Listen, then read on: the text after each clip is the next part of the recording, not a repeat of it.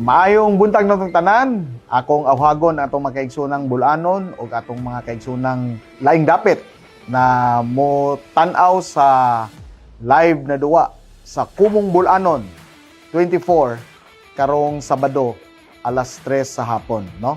Di ang atong mga garbong mga boksingero na mga bulanon, no?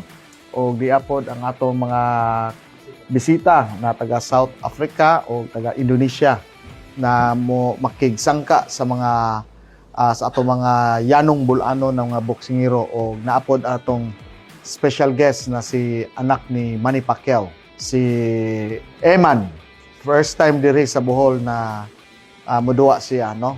So, good luck, no? Yung tanan, good luck everyone. And I hope na safety ang tanan, no? Abante Bohol. Abante Kinumong Bulanon. Yeah.